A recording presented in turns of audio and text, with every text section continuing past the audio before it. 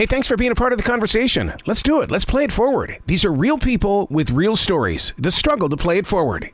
Episode number 635 is with Brigadier General Paul Greg Smith, the author of the book Confessions of a Weekend Warrior. Greg, let me ask you that question. I mean, with calling yourself Greg Smith, I mean, I know what that role is like to become Errol Collins. What do you have to fit into that role also? Which role is that, Arrow? The role of you becoming Greg the writer. That's what everybody knows you as. So therefore, I mean, so it's not every day that I get to meet somebody who gets to be someone else in their life. It's like a different chapter. I get to be lots of things. You know what I love, Arrow, is in the old days when I was a brigadier general, I'm retired, but I'd come home from this massive operation in South America or in Boston or wherever. I'd get home and I'd get out of the car and I'd sort of drop my duffel bag and my wife would say, "Hey, General, Ooh. That trash is stacking up in the barn. I think somebody needs to take care of it, General." So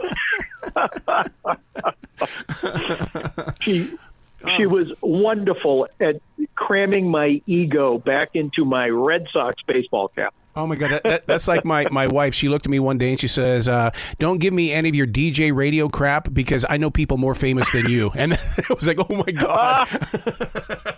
That's beautiful. Well, I want to thank you for your dedication to this nation because without your leadership, I can't imagine where the mind, body, and souls of so many men and women would have been led to.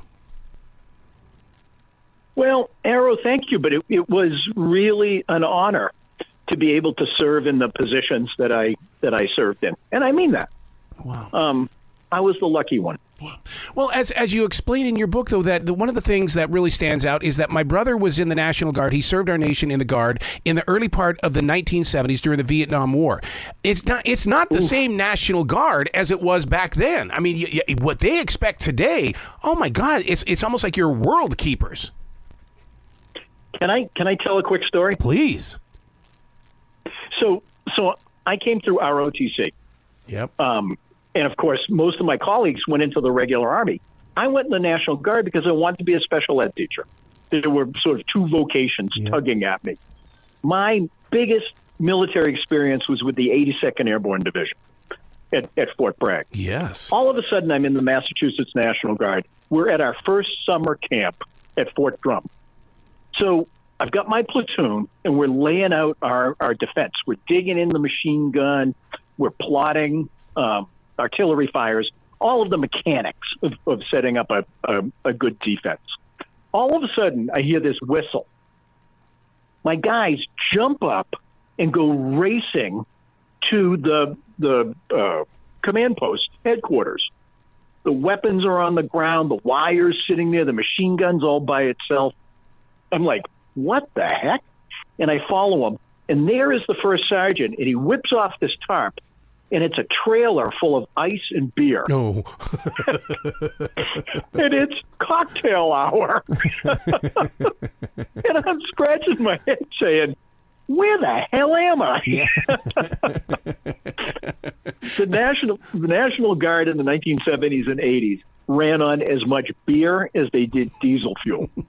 But part of the reason that I wrote the book and what I wanted to get across, Americans should be tremendously proud of the National Guard as an organization because it picked itself up, transformed, and matured from this kind of Keystone Cop silliness into what I call America's Swiss Army knife, where today guardsmen staff clinics, drive school buses. That's it. They take over elder care. They pull people out of floodwaters. And then 2 weeks later, they get the call and they strap on their body armor, they pick up their weapons, and they go overseas and they fight.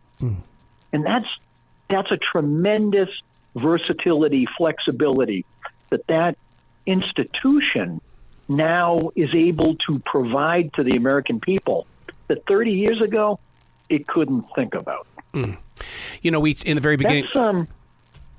In the very beginning, we talked about how, the different personalities and stuff when you change your name. But what about these men and women who serve the National Guard who've got to change their life? Like you said, you're a special ed teacher. How do you drop that persona of your life, that dedication, that loyalty and determination, and then all of a sudden go serve the nation? To me, anybody who serves this nation is a working machine. How do you turn it on and off?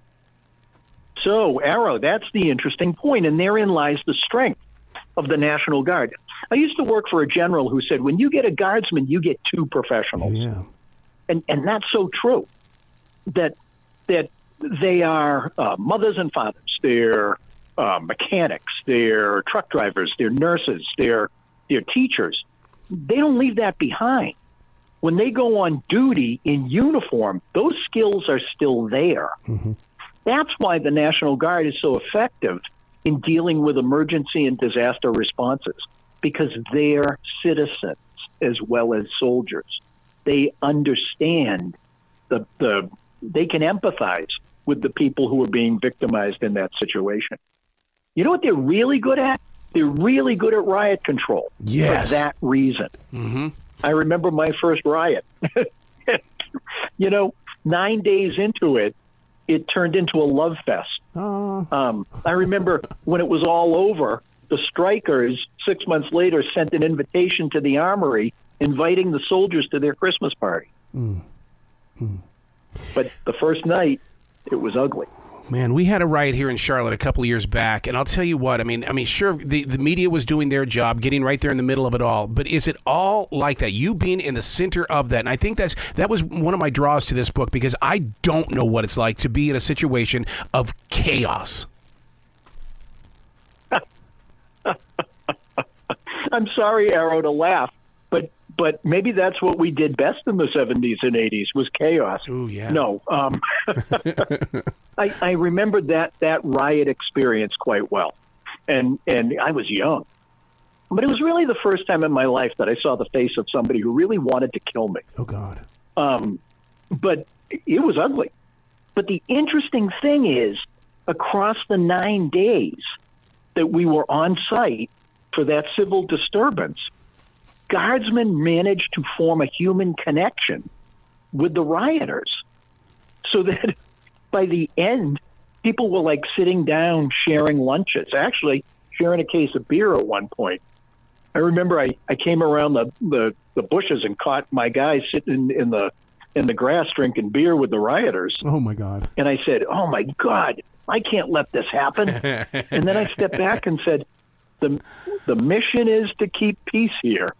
That's about as peaceful as it gets. I think I'm going to keep my mouth shut. I know so many educators in the Charlotte-Mecklenburg school system that do ROTC. Isn't this book also for them, and that they should be sharing this book with those students? Because so many of them go in there for I don't want to say the wrong reasons, but they're not really healthy in the head and heart, and they need some direction. And a book like this really is a good pointer. Arrow, it's interesting you say that, because I've been sending it out to ROTC professors. It's not a leadership handbook. Mm-hmm. It's not, me saying, do what I did because these are the moves. No, quite the opposite. I'm telling you, I fell flat on my face. Don't do what I did. And then later on, maybe think about some of these things. But yeah, and part of the book also is when I joined the National Guard, I was 50% knucklehead. Yeah. And I made a lot of mistakes.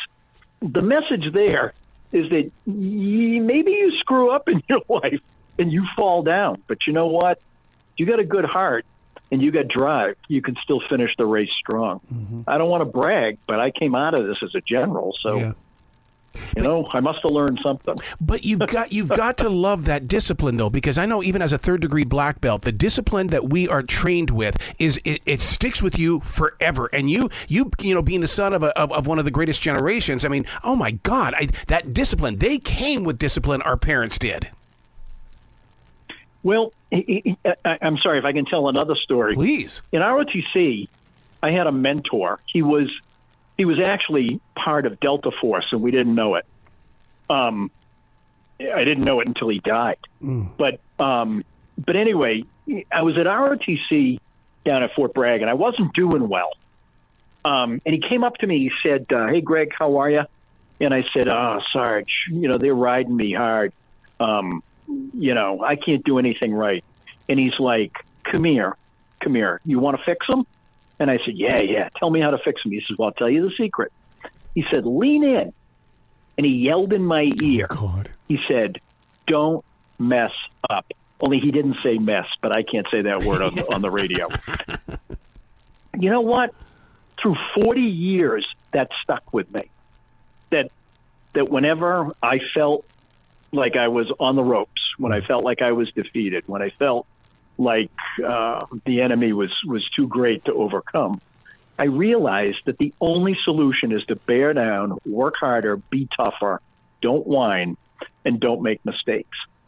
And oh, by the way, at Fort Bragg, I did exactly that. And the big bad platoon sergeant left me alone. He went and picked on somebody else. It worked. But I never, ever forgot that the way to win is to beat them at their own game by being tougher. But yeah, I mean, that's what being in the military is about. That's what that guy gave to me. By the way, I hold him in my heart. Sergeant Al Droppo, unfortunately, he's no longer alive, but a hero to me. Speaking of people, Corporal Harris has found a place inside your book as well. Corporal Harris.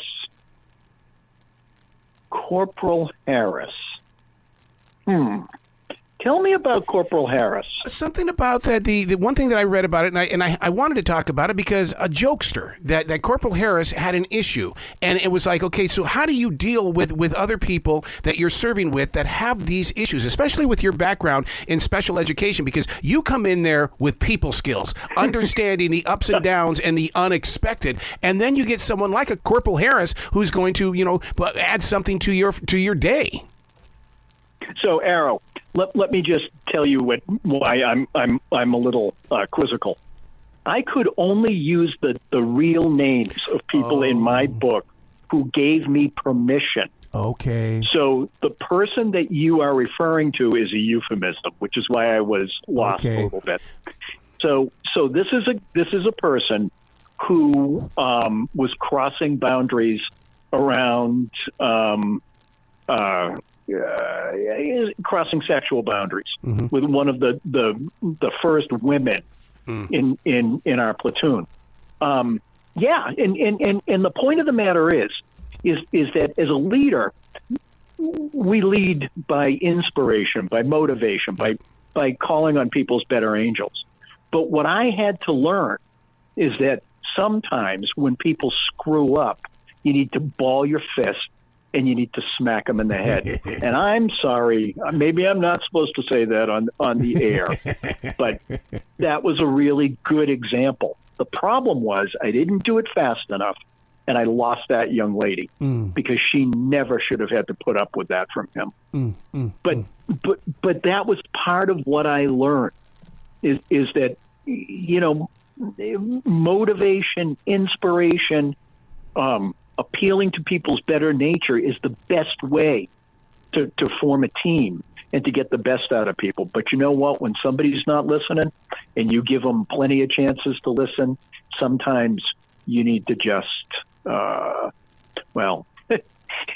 tough love's important. Yep. And the other thing is that the organization is looking to you to enforce standards and set limits, and that's part of the job.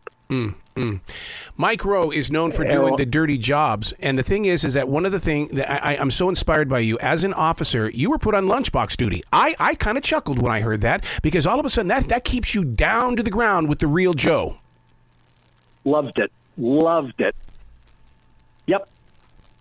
When I was an assistant principal, I used to love the 45 minutes that I get to spend talking to kids and watching them eat. I learned, you know what, Arrow? I learned so much about what was happening in classrooms from what kids would talk about at lunch. It was fun. But that's not it.